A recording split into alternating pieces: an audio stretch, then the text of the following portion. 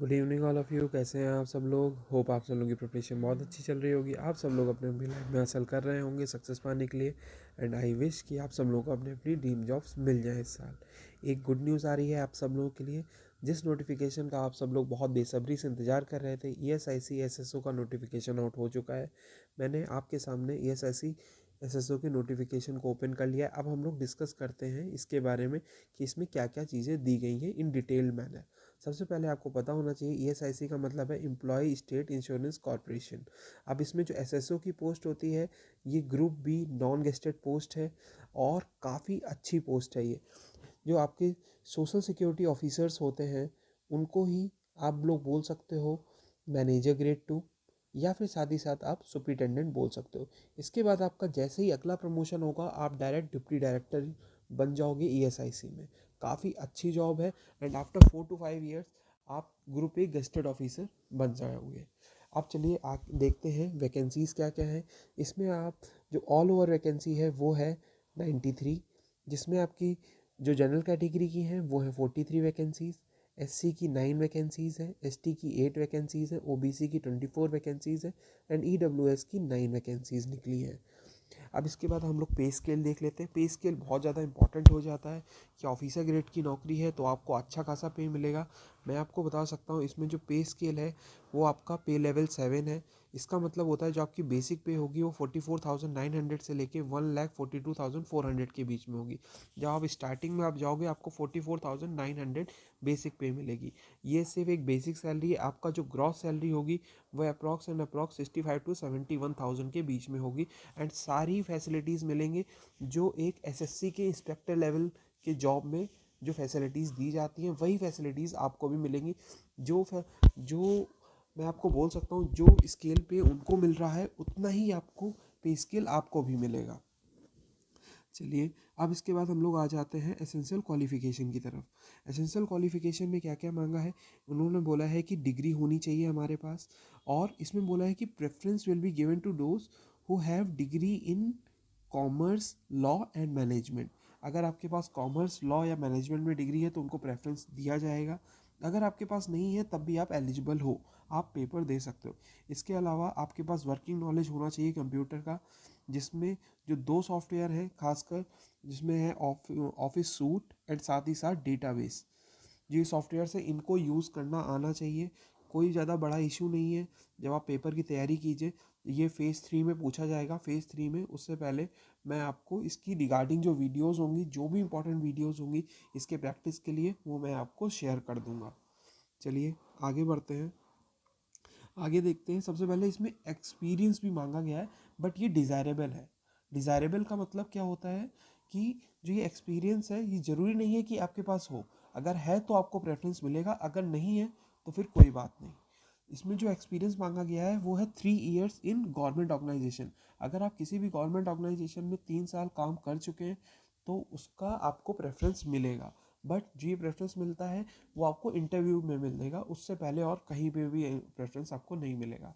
इसके अलावा हम लोग आ जाते हैं नेशनैलिटी एंड सिटीजनशिप। ये बिल्कुल कॉमन है जिसे सारे एग्जाम से मांगते हैं।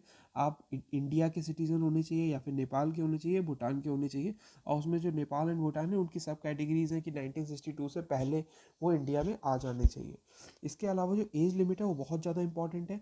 आप इसको आराम से ध्यान से देखिएगा और देख लीजिएगा कि आप एलिजिबल हैं कि नहीं है।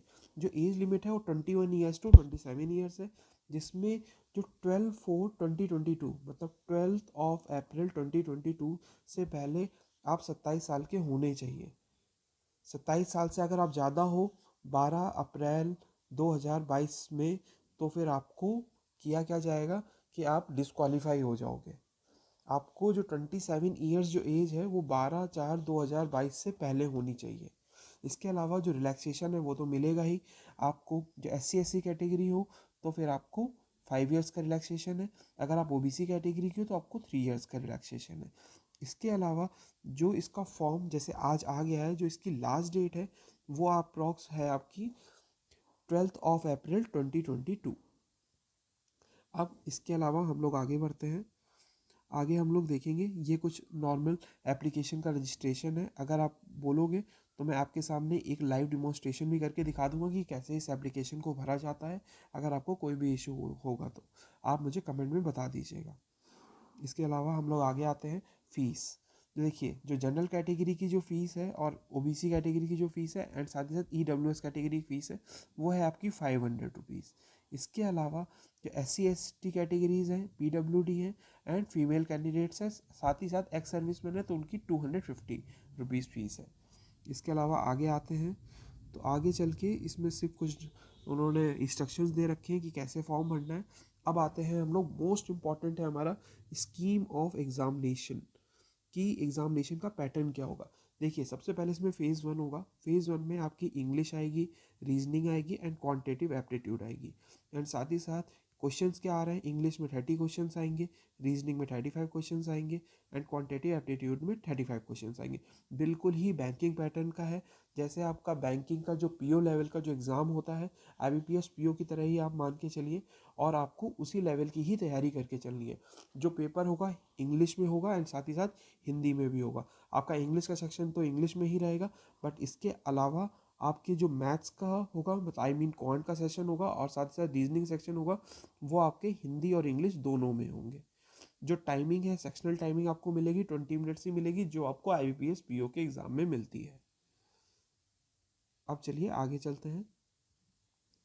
आगे चलते हुए जैसे हम लोग देखते हैं, अगर आपने प्री क्लियर किया उसके बाद आपको मेंस के लिए बुलाया जाएगा। अब सबसे ज़्यादा इंपॉर्टेंट क्या है कि आपको प्री क्लियर किस बेसिस में माना जाएगा।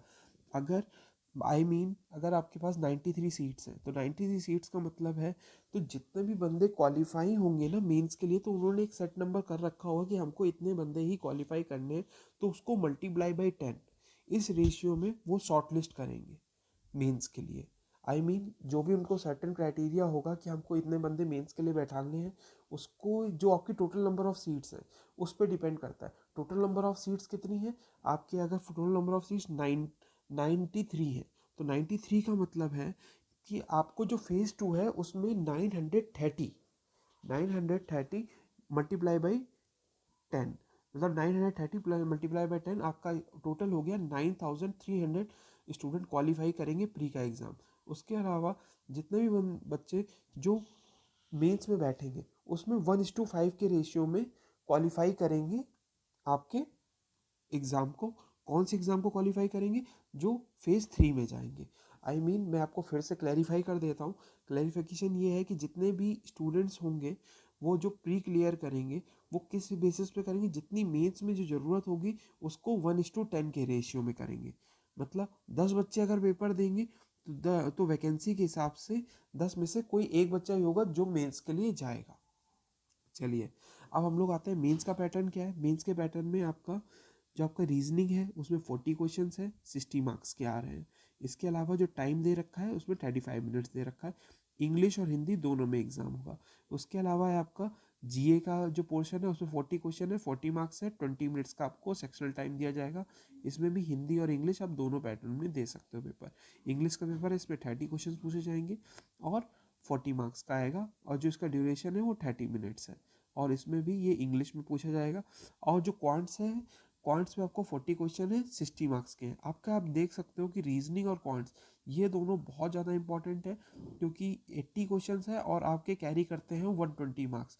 तो आपको सबसे ज़्यादा जो फोकस करना है वो क्वांट्स और रीजनिंग में ही करना है, और इसमें आपको 35 मिनट्स दिए जाएंगे। हिंदी और इंग्लिश दोनों में पूछा जाएगा। टोटल करके 200 मार्क्स का है पेपर, और 150 क्वेश्चन है, आपको 2 आवर्स दिए जाएंगे। अब हम लोग आते हैं कि अगर आपने जब मेंस का पेपर क्लियर कर लोगे उसके बाद आप फेज़ 3 के लिए क्वालिफाई होगे। फेज़ 3 में क्या क्या पूछा जाएगा, उसमें 2 सेट ऑफ एग्जामिनेशन है। एक तो आपका कंप्यूटर स्किल टेस्ट है और उसके अलावा आपका डिस्क्रिप्टिव टेस्ट है। अब मैं आपको थोड़ा डिटेल में बता देता हूँ कि जो कंप्यूटर स्किल टेस्ट है वो आपका 30 मिनट्स का होगा और 50 मार्क्स का है, जिसमें आपको एक PPT बनानी पड़ेगी। इसके अलावा आपको कुछ मैटर दे दिया जाएगा, वो आपको MS वर्ड में आपको लिख के दिखाना है। इसके अलावा आपको MS एक्सेल यूज़ करना आना चाहिए। MS एक्सेल नॉर्मल यूज़ करना नहीं आना चाहिए, आपको विथ फार्मूलाज यूज़ करना आना चाहिए। MS एक्सेल में सेट ऑफ फार्मूलाज होते हैं जिनको यूज़ करके आप उसमें एक्सेल सीट्स बनाते हो, तो उसके बारे में पूछा जाएगा। जब आप फेज़ 3 में पहुंच जाओगे तो इसके रिगार्डिंग जितनी भी इंपॉर्टेंट वीडियोस होंगी वो मैं आपको पहले से ही उनकी लिंक प्रोवाइड कर दूंगा, आप वहां से स्टडी कर सकते हो। इसके अलावा जो आपका सेकंड पेपर होगा वो होगा डिस्क्रिप्टिव। डिस्क्रिप्टिव बिल्कुल IBPS और SBI PO की तरह ही है, जिसमें 2 क्वेश्चन पूछे जाएंगे, 50 मार्क्स के हैं, 30 मिनट्स का आपको टाइम मिलेगा। और इसमें होगा क्या कि आपको एक लेटर राइटिंग पूछी जाएगी एंड साथ ही साथ एक ऐसे पूछा जाएगा। अब जो क्वालिफाइंग मार्क्स है, अब क्वालिफाइंग मार्क्स किस बेसिस में बताया है उन्होंने कि आपको प्रीलिम से लेके मेंस के बीच में आपको किस बेसिस में क्वालिफाई किया जाएगा। क्वालिफाई कैसे किया जा रहा है, अगर आपके 45% है और आप जनरल कैटेगरी में लाई करते हो तो आई मीन कि अगर 100 में से आपके 45 मार्क्स आ रहे हैं तो आप क्वालिफाई करते हो फेज़ 1। और अगर आपके मेंस में भी अगर 200 में से 90 मार्क्स है तो आप क्वालिफाई कर जाओगे मेंस एग्ज़ाम को। और पर जो क्वालिफाइंग मार्क्स होते हैं और जो मेरिट बनती है वो दोनों डिफरेंट चीज़ें हैं। मेरिट आपकी बनेगी कि कितनी नंबर ऑफ वैकेंसीज हैं, और क्वालिफाइंग होगा ये आपका नॉर्मल आप कट ऑफ समझ सकते हो कि इतना तो आपके मिनिमम मार्क्स होने ही चाहिए। चलिए अब हम लोग स्टार्ट करते हैं नेक्स्ट। अब आगे जैसे ही बढ़ते हैं तो इसमें कुछ इंस्ट्रक्शंस लिखे हुए हैं, उसको आप थोड़ा चेकआउट कर लीजिएगा। इसके अलावा और मुझे ऐसा कुछ इसमें दिख नहीं रहा है इस नोटिफिकेशन में। अगर और भी कुछ होगा तो मैं आपको अगले वीडियो में डिटेल में आपको समझा दूंगा।